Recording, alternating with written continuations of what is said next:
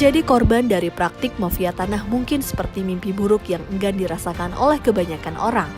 Mafia tanah adalah individu, kelompok, dan/atau badan hukum yang melakukan tindakan secara terencana, terstruktur, dan/atau terorganisasi untuk memperoleh hak atas tanah dengan cara melakukan tindak pidana.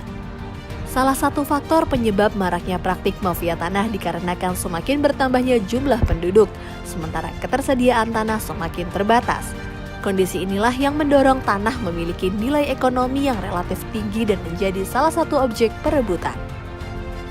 Biasanya modus operasi yang dilakukan oleh mafia tanah menggunakan cara-cara yang terencana, rapi, dan sistematis seperti pemalsuan dokumen, pemberian keterangan palsu, kejahatan penggelapan, dan penipuan, menguasai tanah secara ilegal, merekayasa perkara di pengadilan, serta melakukan koalisi dengan oknum-oknum tertentu.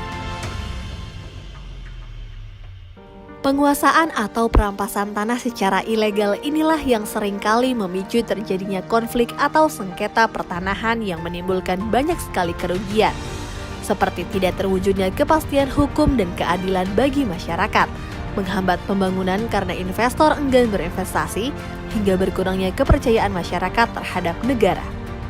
Karena itulah, pencegahan dan pemberantasan mafia tanah menjadi perhatian serius yang harus ditangani pemerintah. Salah satunya Kementerian Agraria dan Tata Ruang Badan Pertanahan Nasional yang terus berupaya dalam memberantas praktik-praktik mafia tanah. Sinergi adalah kunci keberhasilan dalam pemberantasan mafia tanah. Kementerian ATR BPN pun membangun skema sinergi 4 pilar yang terdiri dari Kementerian ATR BPN, pemerintah daerah, aparat penegak hukum, dan badan peradilan.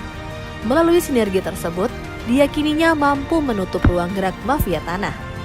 Kementerian ATR BPN pun melakukan berbagai upaya untuk memerangi mafia tanah, salah satunya memperbaiki administrasi pertanahan, transformasi layanan pertanahan secara elektronik, dan mempercepat pelaksanaan pendaftaran tanah sistematis lengkap.